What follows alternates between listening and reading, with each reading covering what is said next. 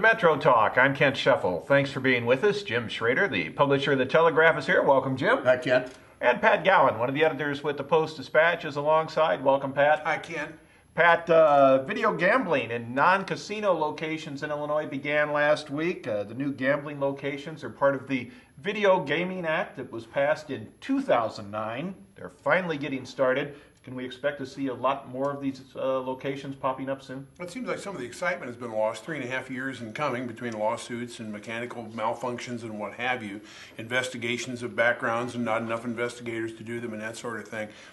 Originally, the estimate was there'd be 45,000 machines and it'd be about $534 million in revenue accruing to this thing. But the way it's starting, there are only applications from about 2,000 places pending right now. At a maximum of 5 machines, that would be 10,000 machines, not 45,000. The city of Chicago and unincorporated Cook County, which together have about 2.8 million people, do not allow this. It's not permitted. That's about 22% of the population of the state of Illinois. Of the other jurisdictions in Illinois, counties and municipalities whose laws are clear to us, the ratio is about 2 to 1 that will allow it. So what I'm saying is if another third of the non-Chicago, non-unincorporated Cook County area of Illinois, if a third of that does not permit it, that means you're going to be up to almost half of the jurisdictions in the state of Illinois by number of jurisdictions not having video gambling, which I think is bound to cut into these revenue estimates rather dramatically. The state gets 25% of the take. The municipality gets 5% of the take. Any revenue is good revenue, but I think it may fall way short of expectations. And in the end, of course, these are machines that are in places that tended to have machines before and that tended to pay off with a wink and a nod to their friends. So it may not really change the gambling landscape very much. How much they'll pull away from the regular casinos, how much they'll pull away from Fairmount Park and Collinsville remains to be seen. But I think this may never really turn out to be the big revenue player that it was planned to be.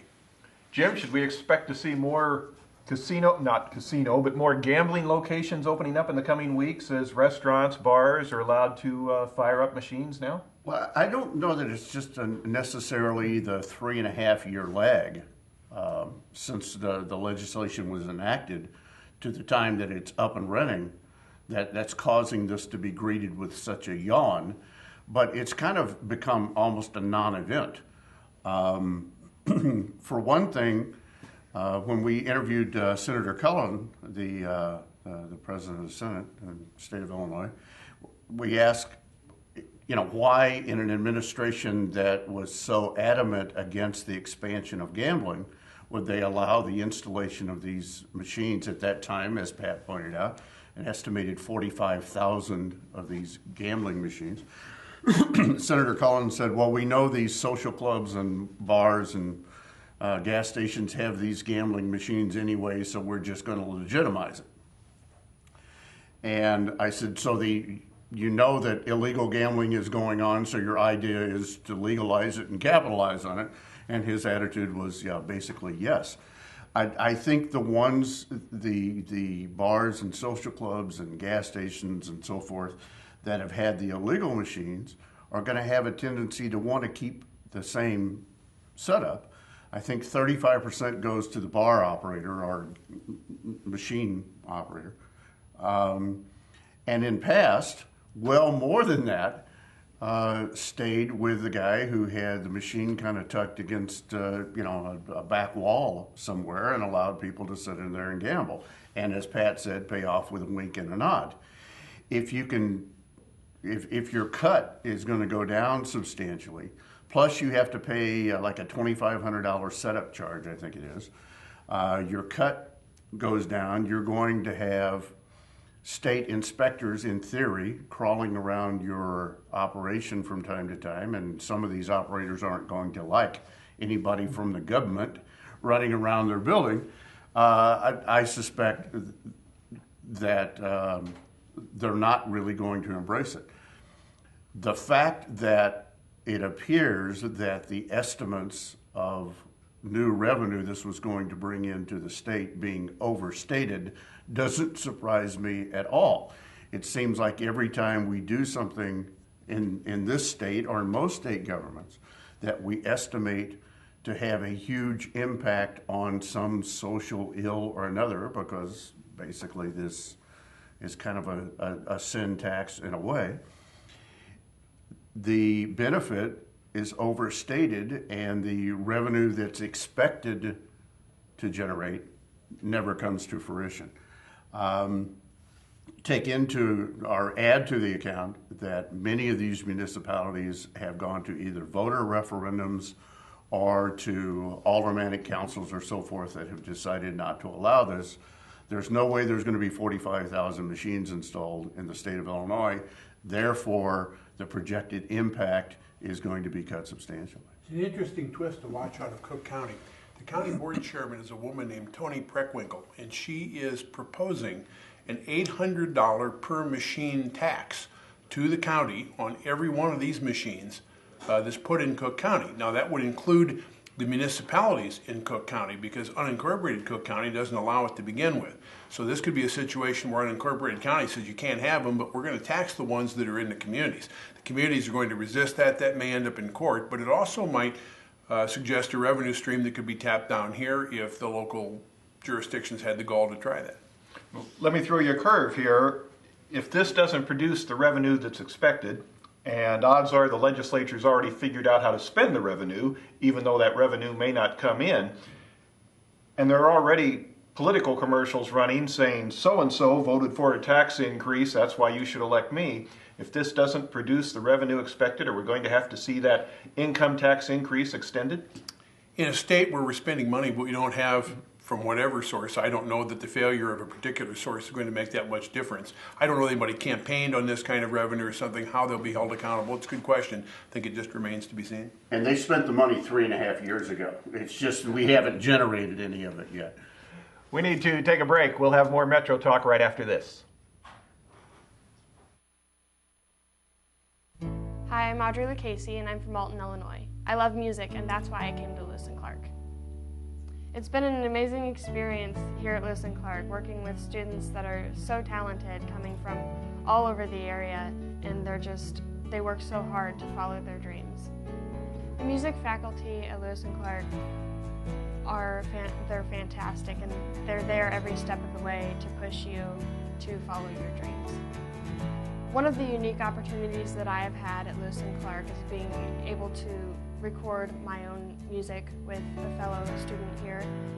Being able to record our music has opened doors for us in the music industry.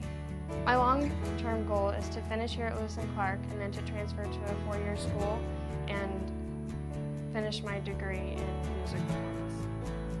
I would recommend Lewis & Clark to another student because it is definitely a great place to get started and it can open so many doors for you.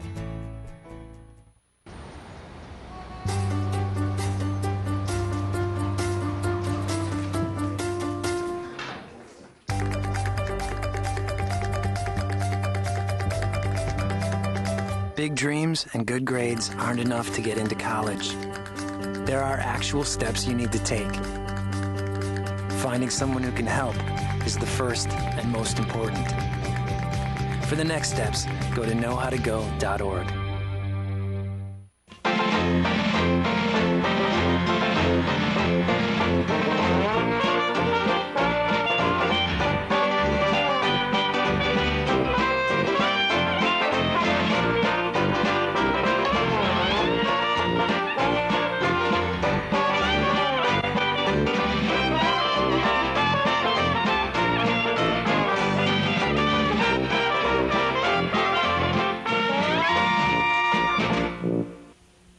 Watching Metro Talk, I'm Kent Scheffel. Pat Gowan and Jim Schrader here.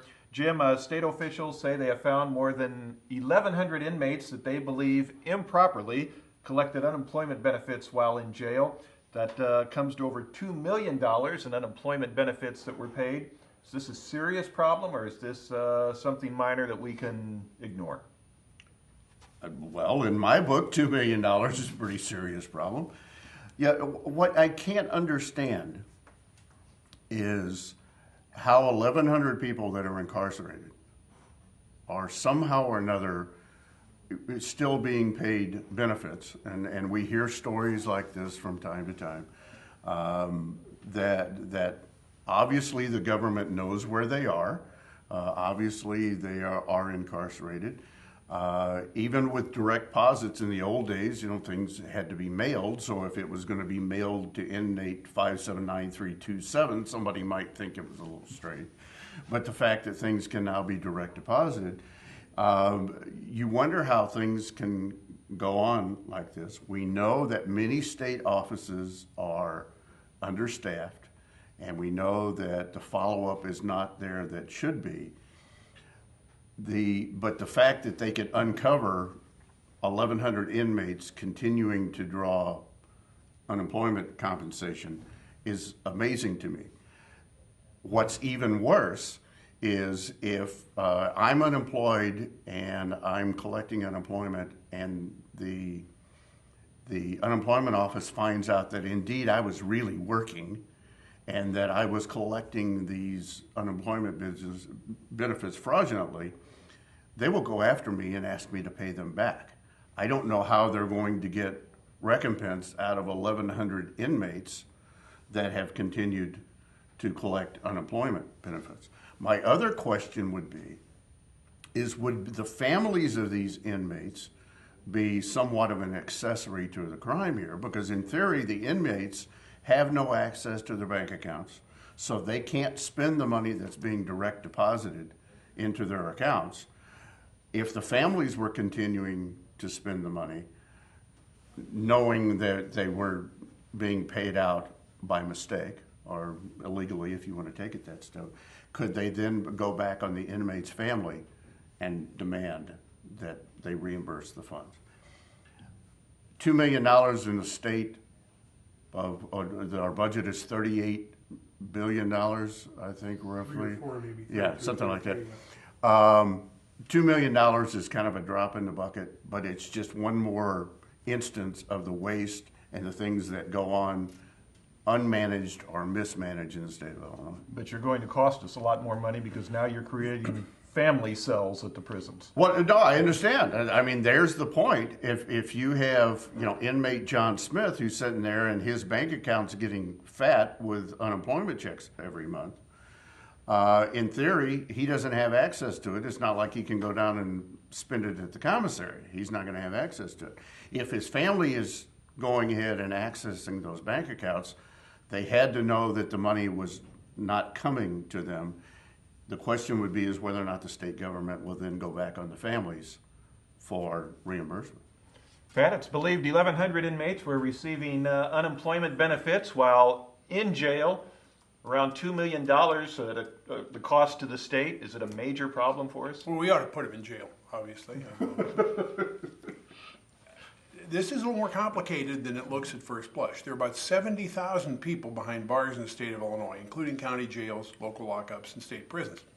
The majority of the people in this study, backed by the Better Government Association in Chicago, the majority of them are jail inmates, not prison inmates. And that's important because jail inmates are not necessarily ineligible.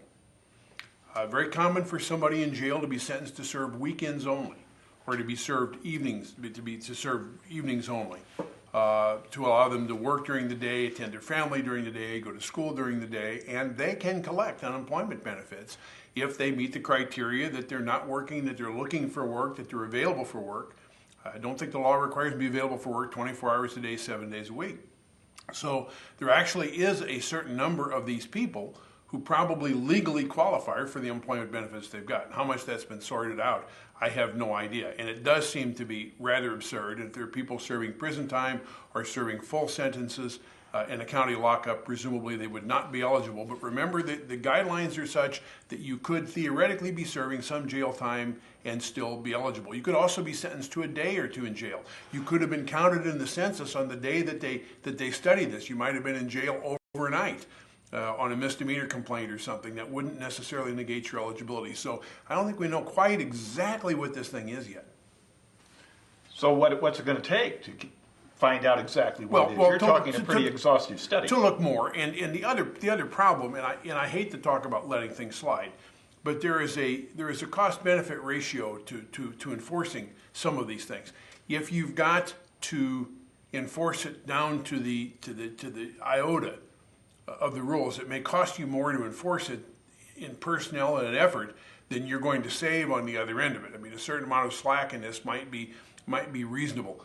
I'm not saying anybody ought to get by with fraud, but some of these may not be very clearly cut cases of fraud. You're going to have to determine person by person, I think, what institution he or she was in, what sentence was he or she under, to determine whether a fraud was committed. And with some of these things, the amounts may not be worth the effort put into investigating it. I don't know what the status is at this moment. It's very tantalizing, but like a lot of things that are tantalizing in the news, sometimes when you peel them back, they're not as clear-cut as they might seem.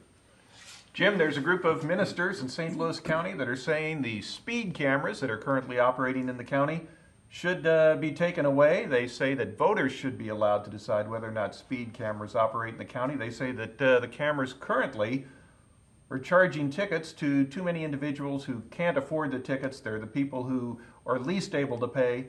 Is this something that should be decided by the voters? I think that it probably should be decided by the voters. I don't know how the statement could be made that the tickets are being issued to people that can least afford them. I don't think the camera can discriminate whether or not you're driving a beat up '63 Pontiac or if you're driving a new Mercedes. So I don't think that can be necessarily distinguished.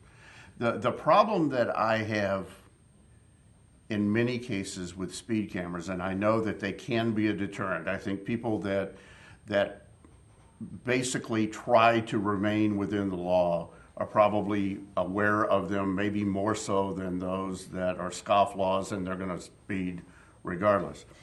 But it's the cut of the revenues that comes in. And in most of these cases, a company will come in and set up these speed cameras at no cost to the municipality at all. The tickets are handled and processed by the speed camera company and are mailed by that company, and they get a hefty cut of the revenues that are generated by these speed cameras. In many cases, half or more of the revenues actually go to the company that's setting up the speed camera. Well, to me, that fact right there says that this is not about a safety issue. This is about a revenue issue. This is about revenue that you don't have to take your officers and set them on the corner with a speed gun to slow down speeders, which, in my opinion, if I see a black and white car sitting in the corner, I'm more likely to slow down than if I see a little metal box that kind of looks like that and I can't really tell what it is until I'm upon it. I don't know the point. I don't understand the point about it's being issued to tickets or issued to people that can least afford it. If the voters want to do it for the revenue enhancement, then maybe the voters can decide to do that.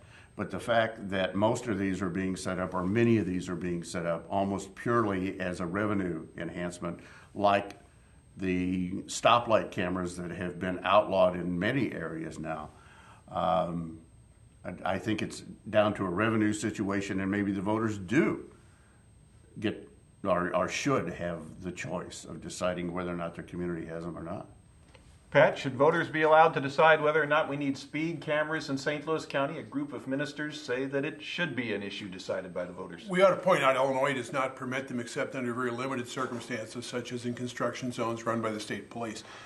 In Missouri, the argument of the ministers is that they appear to only be used in the poorest of communities, where the poorest of people live, generally not on interstate highways, but on highways used primarily by the local residents. So what they're essentially saying is the poorest places need the revenue.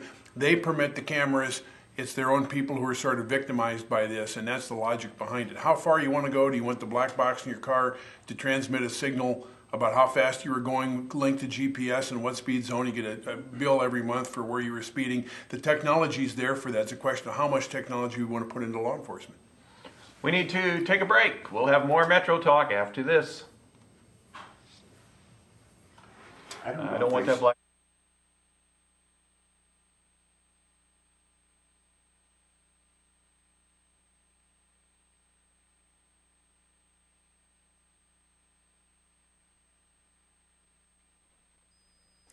Hello and welcome to the Lewis and Clark Minute. Today we're going to check out the radio broadcasting program in WLCA with Mike Lemons. Have you ever listened to your favorite radio station or your favorite disc jockey and say, you know, I could do that? Or maybe you're the type of person who says, I could never do something like that. Well, with the help of first-year mass comm student John, we're going to show you just how easy it is. Each voice intro starts with talking about the band that just played, and we add a station identifier. Next, you want to offer some information that may be of interest to your audience. And finally, tell the listeners what the next song is, who sings it, followed by another station identifier. John will do one live now. Silver Sun Pickup substitution on WLCA. The Big Pink released their debut album called A Brief History of Love. This single is off that album. It's The Big Pink with Dominoes. It's on College Radio's Best 89.9. This has been your Lewis and Clark Minute.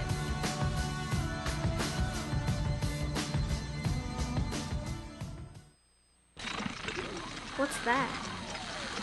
I don't know. Something I kind of made. Ooh, what's it do? What do I do? Well, thanks for asking. I ring my bell and I like to dance. What do I do? Well, thanks for asking. Ow! Yeah, it still needs a little work. Anything's possible. Keep thinking. Get started on your own inventions or just play some games at inventnow.org. Sounds like you could use some Van Gogurt. It's fortified with arts-rich nutrients to improve your math and reading skills. Catch! Van Gogurt. Thanks. So what's the deal with your ear? Always with the ear, huh? Feed your kids the arts. For 10 simple ways to learn how, visit AmericansForTheArts.org. This is Metro Talk. I'm Kent Scheffel. Jim Schrader's here. Pat Gowan's here. Pat, a group that is buying Union Station, says they may want to bring excursion trains into Union Station and have them use the facility. Is the area ready for excursion train rides? Are you ready to support that? Well, somebody old enough to remember actually taking trains in and out of Union Station. Me too. Jim is. And being male, we never grow up. We love trains as little boys. We love trains as big boys, just bigger trains. I was disappointed when Union Station closed. I was disappointed when the renovation of it did not include some major railroad component to begin with. I thought, why not put the Amtrak station there? Now, I kind of understand it socioeconomically an upscale mall versus the socioeconomics of people who at the time, in particular, traveled by train, probably didn't fit very well, and there may have been some logic, and there were some displays of train cars, and I think there were occasional excursion trains out of Union Station. Unfortunately, it appeared that the Union Station as a tourist trap is fizzling. People locally pretty much tend not to go there, and I don't think it supports enough outside traffic for the kinds of shops and attractions it had, and we know that it's all been sort of falling flat. So the new incarnation would include this. Running trains is a very expensive proposition. Whether you can make money running excursion trains as a regular thing, I have no idea. Whether you can make money by attracting people to the place to take the excursion train, I don't know about that either. I'm not a businessman. I'm certainly not in the tourism business. I am saddened to see that Union Station did not stick the way many of us hoped it would when, I guess it was the Rouge Company reinvigorated it back in the 1980s. So I'm hoping for great things for it, and if it includes trains, as a grown-up little boy, I'm all for it. Jim, can Union Station support excursion trains? Well, it works for the zoo. I don't know. Oh, no, that's a different type of train. Here's my attitude about it. If this business group can put it together and can make money on it on their own, then I'm all for it. If it's going to involve tax dollars, where the taxpayers in the city of St. Louis or Missouri has to somehow underwrite this, then I'm all against it. If I want to go out and figure out how to have access to track and have access to what would probably need to be an historic train, because there are some of these around the country that do this, and can make a buck on it, I think that's great. There used to be dinner excursions out of Union Station, where you got a nice gourmet meal and you were in what was, a 1930s club car or something like that. Obviously, that company didn't make money, or they would still be doing it. As long as tax money's not involved, if the business group can put it together and they can get enough riders and enough diners to support it, I think it's great. It works in some states around the country. It works in some areas around the country. If the taxpayers have to underwrite it, I've got a real problem with it. Pat, individuals working with the state's child welfare system say a $50 million cut to the Division of Children and Family Services that occurred in August may diminish services for foster children. Should that cut have been made? This was a remarkable outpouring of opposition from police chiefs and judges and other advocates who said that if you cut the money from this program, you're going to put more kids in foster care who otherwise are being cared for by family members under the supervision of the state. It's bad for the families, it's bad for the budget, it's bad for the kids. Now the legislature is rethinking it. They've indicated that they're willing to put more money behind it. Department of Children and Family Services appears to be ready to rescind at least some of the staff cuts, and I don't think it's entirely clear how this settles out, but it may be that that voice of opposition was heard. Jim, is it time to make a change? Should that $50 million cut have been made to DCFS? I'm sure there were abuses of this system, as there are abuses of government programs in a lot of areas. But here's a program where the cuts are hurting those that can least afford to be hurt. Children that can't protect themselves, they can't support themselves.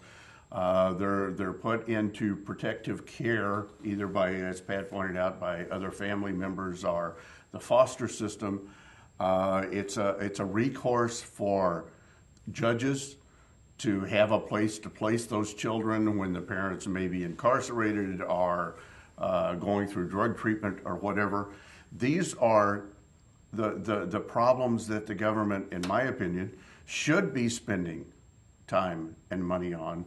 And if you cut, trying to cut spending in any area, when you start cutting with a chainsaw instead of cutting with a scalpel, it's going to hurt. And I suspect in this particular case, $50 million was too big a chunk to try to cut out of this program and continue to offer services that are needed in the state. We've hit that Jim Schrader soft spot because that statement was not made. The cuts have to come somewhere. The cuts do have to come somewhere, but why pick on, old people and babies? I suspect you give me a spreadsheet and I can find $50 million in the state to cut somewhere else. That's going to do it for this round of Metro Talk. I'm Kent Scheffel. Thanks for being with us. Pat Gowan, one of the editors of the Post-Dispatch, has been here, along with Jim Schrader, the publisher of the Telegraph. We'll see you next time.